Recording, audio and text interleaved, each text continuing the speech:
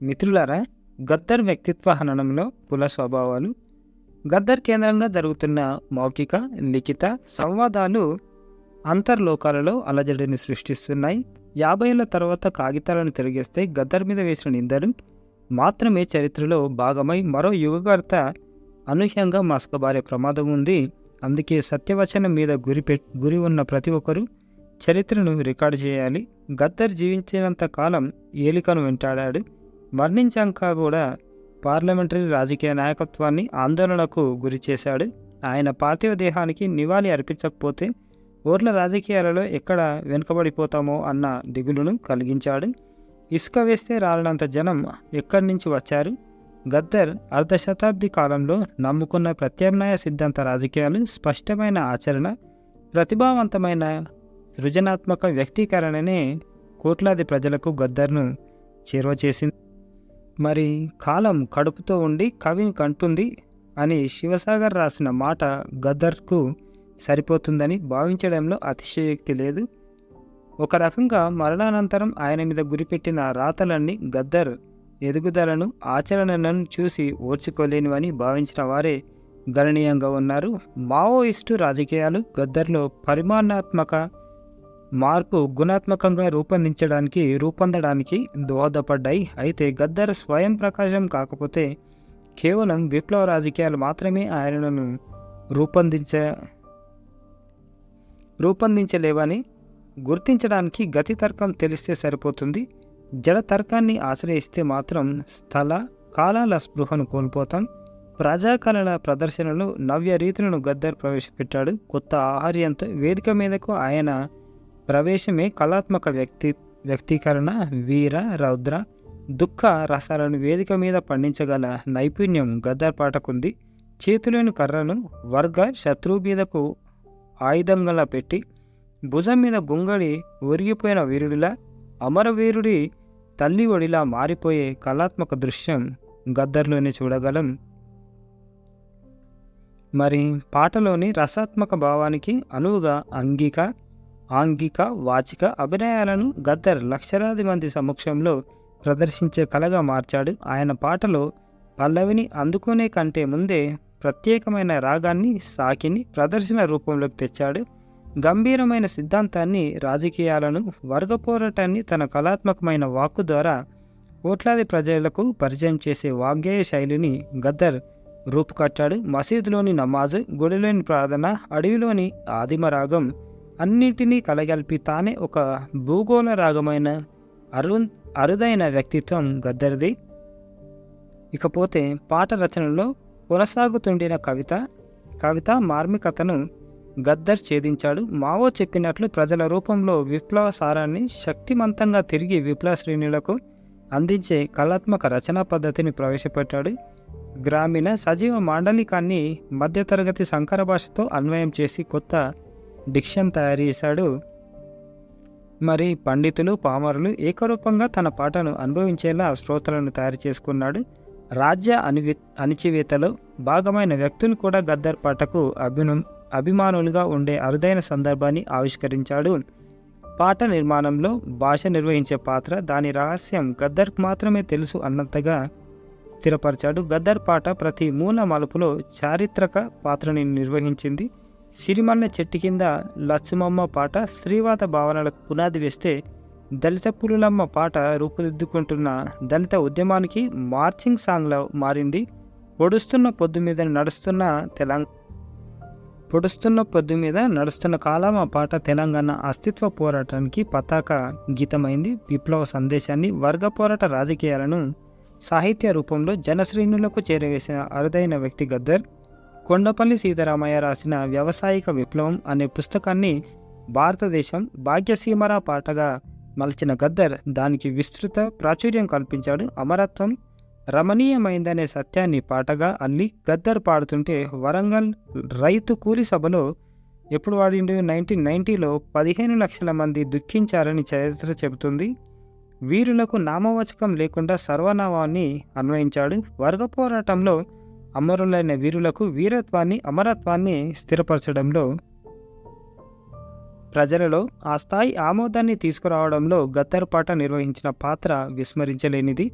ప్రజల కోసం ప్రాణాలిచ్చే సంప్రదాయానికి సాహిత్య గౌరవం కల్పించడం వలన వీరత్వం అనే భావాన్ని చెదిరిపోకుండా ఉంచడంలో ఆయన పాట ఉపయోగపడుతుంది. పాట రచనలో కొనసాగుతుండిన సంప్రదాయ పద్ధతికి స్వస్తి చెప్పి డప్పు, డోలక్ వంటి సంగీత వాద్యాలకు అనువుగా పాట ఛందస్సును మార్చినవాడు గద్దరే.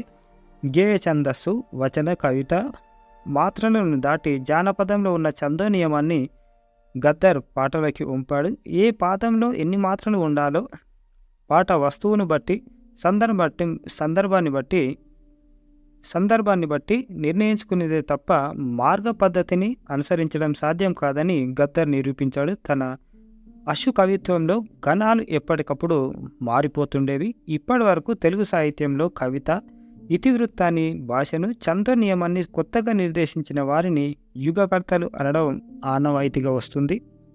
మరి సాహిత్య, చరిత్ర, నిర్మాణ పరికరాలు అందించిన సాధనాల ఆధారంగానే ప్రాచీన కాలంలో నన్నయ్య, పాల్కూరికి సోమన, అల్లసాని పెద్దన, ఆధునిక కాలంలో గురజాడ యుగకర్తలుగా నిర్ణయించబడ్డారు.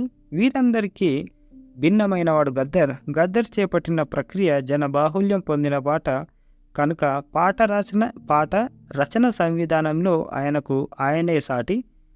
వాగ్గేయ సంప్రదాయాన్ని ఉన్నత స్థాయికి తీసుకెళ్లాడు. భాషలో, వస్తువులో, ఛందో నియమంలో గద్దర్ పాటించిన కొత్త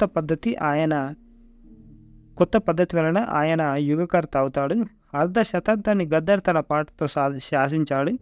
పాటకు గద్దర్ సర్వనామమా, నామవాచకమా, పర్యాయ పదమా అని తెలుసుకోలేనంతగా సాహిత్య ప్రపంచాన్ని సందిగ్ధంలోకి నెట్టివేశాడు.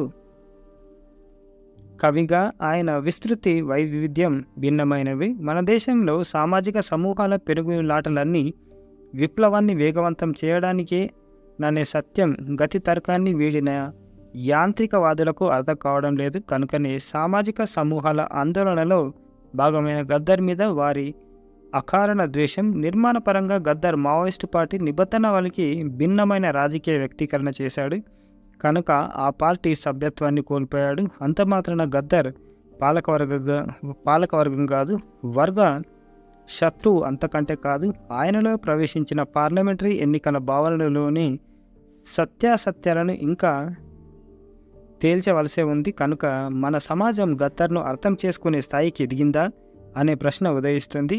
భూస్వామ్య, కుల విలువలు, పవిత్రతను గద్దర్కు ఆపాదించి నిర్ణయాలు చేయబూనుకోవడం ఎంతవరకు శాస్త్రీయం? ఈ దేశంలో విలువలు పాటించాలంటే ఏ విలువలను ప్రామాణికంగా తీసుకోవాలి? గద్దర్కు విప్లవం ఆదర్శం కాదు, అదొక అవసరం. అందుకే తన 50 ఏళ్ల విప్లవ జీవితం అవసరంగానే ఆచరించాడు. దానికోసం అజ్ఞాత జీవితం, జైళ్ళు, తుపాకీ గుళ్లకు ఎదురెళ్లడం సంతోషంగా స్వీకరించాడు. శరీరంలో తుపాకీ గుండు ఎంతగా సనుపుతుండినా నిబద్ధత, నిమగ్నత ప్రదర్శించాడు. కనుక ఆధిపత్య వర్గాలు నిర్దేశించిన విలువల చట్టంలో గద్దర్ను బంధించి రంధ్రాన్వేషణ చేయడం వలన ఆత్మసంతృప్తి మిగులుతుందే కానీ విప్లవానికి ఏమాత్రం దోహదం చేయదు. బ్రాహ్మణీయ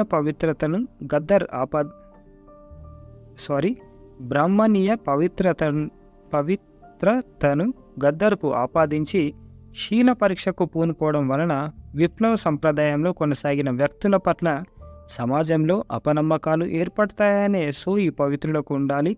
మన సాహిత్య సమాజంలో ఉదారవాదులైన గురజాడ, కాళోజీ, ప్రగతిదాయకులైన శ్రీశ్రీ, బాలగోపాల్కి ఇచ్చిన కనీస గౌరవం కూడా గద్దర్కు ఇవ్వకుండా వ్యక్తిత్వ హననానికి పూనుకోవడంలో వారి వారి కుల స్వభావాలు పనిచేస్తున్నాయని ఎవరైనా భావించిన వారి తప్పు ఎలా అవుతుంది అని ప్రొఫెసర్ చింతకింది కాశీం సార్ అంటున్నారు. Osmania university professor. ఇది మిత్రులారా, ఇగో ఇక్కడ ఉంది చూడండి. మనం గద్దర్ను అర్థం చేసుకునే స్థాయికి ఎదిగిందా మన సమాజం అంటే ఇప్పటికి ఎదగలేదు. ఎదగదు కూడా నాకు తెలిసి. భూస్వామ్య, కుల విలువలు, పవిత్రతను గద్దర్కు ఆపాదించి నిర్ణయాలు చేయబోనుకోవడం ఎంతవరకు శాస్త్రీయం? ఈ దేశంలో విలువలు పాటించాలంటే ఏ విలువలను ప్రామాణికంగా తీసుకోవాలి? గద్దర్కు విప్లవం ఆదర్శం కాదు, అదొక అవసరం. ఇది మాత్రం బ్రహ్మాండంగా ఉంది. ఇది మిత్రులారా గద్దర్కి సంబంధించిన ఇన్ఫర్మేషన్. గద్దరే ఆయనకు ఏం తక్కువ లేదుగా. గద్దర్ వ్యక్తిత్వ హననంలో కుల స్వభావాలు. ఇది లైక్ చేయండి, షేర్ చేయండి, సబ్స్క్రైబ్ చేయండి. Thank you. ధన్యవాదాలు.